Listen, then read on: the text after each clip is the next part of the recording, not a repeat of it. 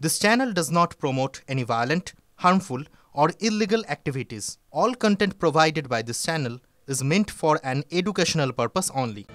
রাজ্যের খবরে আসি ৫০,০০০ শূন্য পদে নিয়োগের দাবিতে রাজপথে আজকে বিক্ষোভের ঢেউ দেখেছি আমরা। ২০২২-এর টেট উত্তীর্ণদের ব্যাপক বিক্ষোভ। ধর্মতলা মেট্রো স্টেশন থেকে নামতেই বিক্ষোভকারীদের তাড়া করে পুলিশ। দৌড়ে বিধানসভার গেটের সামনে পৌঁছে গেলেন আন্দোলনকারী চাকরি প্রার্থীরা। আন্দোলনকারীদের টেনে হিঁচড়ে ঠিক এভাবেই, যেভাবে ছবিতে দেখছেন আপনারা, ঠিক সেভাবেই প্রিজন ভ্যানে তোলে পুলিশ। পুলিশের গাড়ির সামনে শুয়ে পড়েও বিক্ষোভ দেখান আন্দোলনকারীরা। পুলিশের পা ধরে কান্না চাকরি প্রার্থীদের। শুনুন সেই সময়কার কি ঘটেছিল।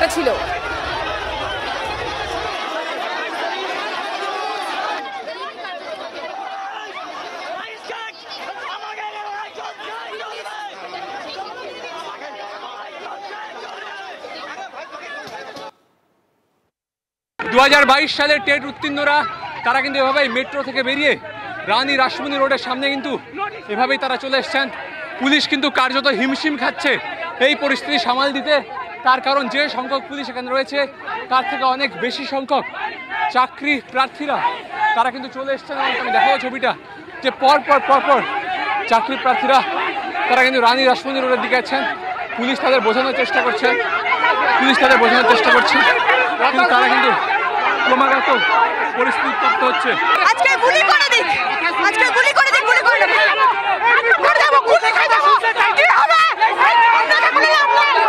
একেবারে পুলিশের উপরে চড়া হয়ে দৌড় লাগিয়েছেন চাকরি প্রার্থীরা। 2022 টেট উত্তীর্ণরা দৌড় লাগিয়েছেন এবং এই মুহূর্তে কলকাতার রাজপথে আবারও 2022-এর টেট উত্তীর্ণরা কিন্তু দৌড়ে চলেছেন। একেবারে বলা চলে অতি সত্ত্বর যাতে মুখ্যমন্ত্রী, আমাদের মাননীয় মুখ্যমন্ত্রী যাতে আমাদের নিয়োগটা দেন, আমাদের এই আশ্বাসটুকু দিলে আমরা অনেকটা এই জ্বালার থেকে মুক্তি পেতে পারি, এই বঞ্চনা থেকে মুক্তি পেতে পারি। স্যার, এই চাকরি প্রার্থীরা একেবারে ধর্মতলা থেকে বেরিয়ে ইডেন গার্ডেন্স হয়ে যে রাস্তা বিধানসভার উদ্দেশ্যে যাচ্ছে সেই দিকে কিন্তু ছুটে চলেছেন এবং হাতে জাতীয় পতাকা রয়েছে। 2022-এ টেট পরীক্ষা নিয়েছে, কিন্তু এত নির্লজ্জ সরকার আমাদেরকে মাঠে মারছে, এখন কোনো নিয়োগ করেনি, আমাদেরকে প্রায় দীর্ঘ 3 বছর আগে দিয়েছে।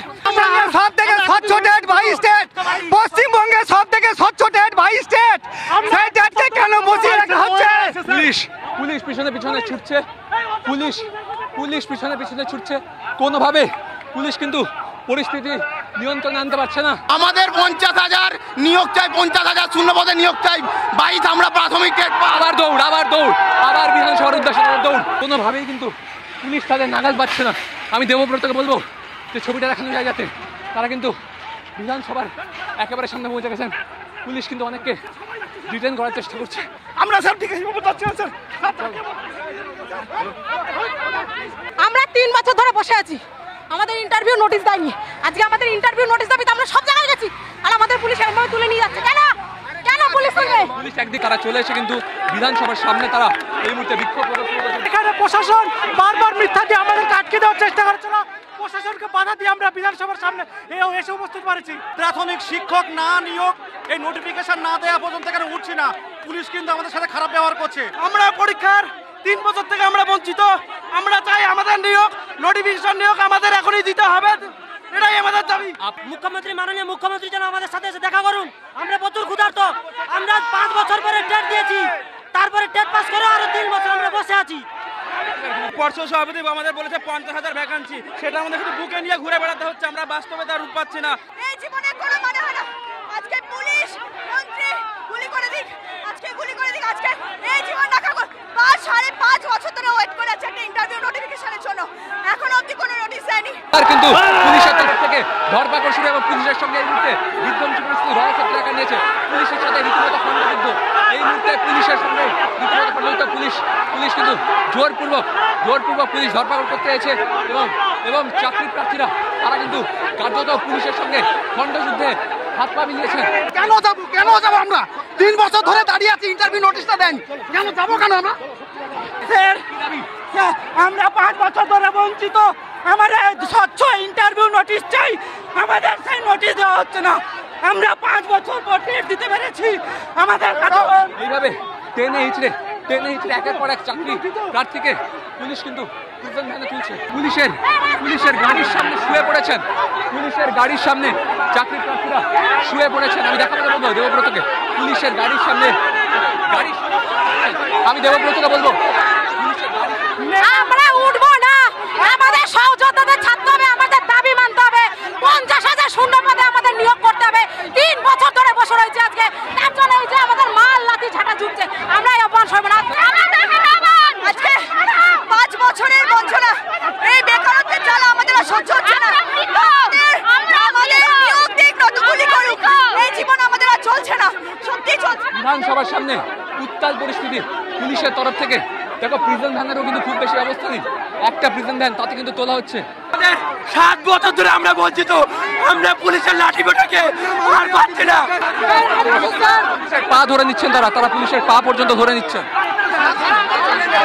আমরা 8 বছর থেকে বঞ্চিত, প্রায় 8 বছর। 2017 সালে টেট হয়েছিল, তারপরে আবার 2022 সালে টেট হয়। পুলিশের পা ধরে নিচ্ছেন, পুলিশের পা ধরে কিন্তু তারা বলছেন যে নিয়োগ দিতে হবে। পুলিশের পা ধরে নিয়োগের দাবি। হবু শিক্ষকরা, উত্তাল পরিস্থিতি বিধানসভার গেটের সামনে। পুলিশ বোঝানোর চেষ্টা করছে, কিন্তু তারা পুলিশের পা ধরে কান্নায় ভেঙে পড়ছেন। হবু শিক্ষকরা ছবিটা পুলিশের এই সরকার আমাদের ধরে নিয়ে যাচ্ছে, যেখানে পুলিশের চাকরি দেওয়ার কথা, যেখানে আজি করে এখনো দাবি মহিলাদের কোনো দাবি পাইনি, সেখানে আমাদেরকে এইভাবে কিন্তু চ্যাংদোলা করে তুলছে। মহিলা চাকরিপ্রার্থীরা অসুস্থ হয়ে পড়েছেন একজন চাকরিপ্রার্থী অসুস্থ হয়ে পড়েছেন। আমরা রাজপথে এসে নোটিফিকেশন চাইতে আমাদেরকে পুলিশ নিয়ে চলে যাচ্ছে, তারা হিজড়া করছে। আমরা কেবল করেছি, আমরা পাস করে ভুল করেছি। আমরা পুলিশের তরফ থেকে এভাবেই চ্যাংদোলা করে একের পর এক চাকরিপ্রার্থীকে আটক করে তোলা হচ্ছে এবং বিধানসভার গেটের সামনে ছবি এটা। চাকরি চেয়ে পথে টেট উত্তীর্ণরা, ছবি দেখলেন আপনারা। অর্থহীন বলছেন শিক্ষামন্ত্রী। 50,000 শূন্য পদে অবিলম্বে নিয়োগের দাবি 2022-এর টেট উত্তীর্ণদের, তা নিয়েও প্রশ্ন তুললেন ব্রাত্য বসু। তার দাবি কত শূন্য পদ সেটা তো নির্দিষ্ট করে কোথাও বলা হয়নি, তাহলে 50,000 শূন্য পদের কথাটা আসছে কোথা থেকে? অর্থহীন মানে এটার কোনো মানে নেই। যেখানে পর্ষদ সভাপতি কিছুদিন আগে বলেছেন আমরা খুব শিগগিরই যেখানে ভ্যাকেন্সি লিস্ট পর্ষদ ঘোষণা করতে যাচ্ছে, আর 1-2 দিনের মধ্যেই হয়তো এটা বেরোবে। এটা এর পেছনে কি উদ্দেশ্য আছে আমি জানি না। পর্ষদ সভাপতি নিজে কয়েকদিন আগে এটা নিয়ে কথা বলেছেন, তিনি ভ্যাকেন্সি, কিন্তু যেটা ওরা খাওয়ানোর চেষ্টা করছেন, আমি পর্ষদ সভাপতির কথাও বললাম, ভ্যাকেন্সি কোনো নির্দিষ্ট করে বলা হয়নি কত আছে, কেননা খুব পরিষ্কার দপ্তরে জানে না, এগুলো পাঠাবে ডিস্ট্রিক্ট, ডিপিএসসি এরা পাঠাবে। তা ডিপিএসসি থেকে রিপোর্ট আসার জন্য ওয়েট করছি। সব ডিপিএসসি যেখানে এখনো রিপোর্ট দেয়নি, সেখানে এই একটা 50,000 51,000 ভ্যাকেন্সি বলে খাইয়ে দেওয়া হচ্ছে, এইটার কোনো মানে নেই। এই ধরনের 2022-এর প্রাথমিকে যারা এই আন্দোলন করছেন, এই আন্দোলনে এখন আর কোনো যৌক্তিকতা আছে বলে আমার অন্তত মনে হচ্ছে না। ওরা বিধানসভার গেটে গেছিল, খারাপ আচরণ করেছে, পুলিশ অত্যাচার করেছে, আমি নিন্দা করি এবং প্রতিবাদ করি। আমি বিধানসভায় থাকলে আমি ওদের সঙ্গ নিয়ে পুলিশকে প্রতিবাদ করি। এসএসসির একাদশ দ্বাদশের নিয়োগ দুর্নীতি মামলায় চার্জ গঠন আপনাদেরকে জানিয়ে রাখি, প্রাক্তন শিক্ষামন্ত্রী পার্থ চট্টোপাধ্যায়ের বিরুদ্ধেও চার্জ গঠন করা হয়েছে বলে খবর পাওয়া যাচ্ছে। আরো আপডেট দেবো আপনাদেরকে, এই নিয়ে আরো একবার জানিয়ে রাখি। এসএসসির একাদশ দ্বাদশের নিয়োগ দুর্নীতি মামলায় চার্জ গঠন পার্থ ছাড়াও প্রাক্তন শিক্ষা প্রতিমন্ত্রী পরেশ অধিকারী ও তার মেয়ে অঙ্কিতার বিরুদ্ধেও চার্জ গঠন। চার্জ গঠিত হলো এসপি সিনহা, সুবীরেশ ভট্টাচার্য, সমরজিৎ আচার্যদের বিরুদ্ধে। কল্যাণময় গঙ্গোপাধ্যায়, অশোক সাহা, পর্ণা বসুর বিরুদ্ধেও চার্জ গঠন করল আদালত। প্রতারণা, অপরাধমূলক ষড়যন্ত্র, নথি জাল সহ একাধিক ধারায় চার্জ গঠন। আদালতে ফের নির্দোষ দাবি পার্থ চট্টোপাধ্যায়। সুবীরেশ কল্যাণের ঘাড়ে দায় ঠেলার চেষ্টা পার্থর। আপনি কল্যাণময় সুবীরেশদের পদে বসিয়েছিলেন, পাল্টা বললেন বিচারক। দুর্নীতি দমন আইনের 7 নম্বর ধারায় অভিযোগ আনা হয়েছে জানালেন বিচারক। এরপরই শুরু হবে বিচার প্রক্রিয়া।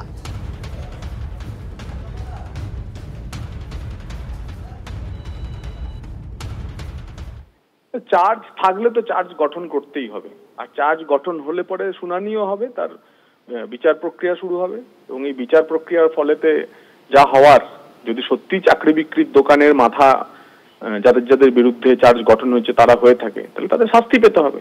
এটাই তো ভারতবর্ষের আইন। দিদি আর মোদির নাকি সেটিং হয়ে গেছে, এখন বোঝা যাচ্ছে। এখন যারা সেই কথা বলছিলেন তারা কেন বলছেন না যে এত চার্জ গঠন কেন করা হচ্ছে, কেন দিদি আর মোদি সেটিং করছেন না, এখন তো সে কথা তাদের বলা উচিত। এই যে পার্থ চ্যাটার্জি, সুবীরেশ, কল্যাণ, এই সমস্ত দুনিয়ার দুর্নীতিবাজরা এক হয়েছে এবং তাদের মাথায় দুর্নীতির পিসি। এখন সমস্ত সাক্ষীদের ডাকা হবে, তৃণমূলের যাবতীয় এমএলএদের সাক্ষী ডাকুক, তাদের সাক্ষী ডেকে বলুক তোমরা কে কত টাকা দিয়েছো আর তার বিনিময়ে তোমরা কি পেয়েছো। যদি না পেয়ে থাকো তাহলে দিয়েছো কেন, আর যদি দিয়ে থাকো তাহলে পাইনি কেন। আপনি দেখবেন সব বেরিয়ে যাবে। কালীঘাটের যত বড় ওপর থেকে নিচ পর্যন্ত সবাই যুক্ত, এটা অর্গানাইজ ক্রাইম, পরিকল্পিত একটা দুর্নীতি, প্রাতিষ্ঠানিক একটা দুর্নীতি।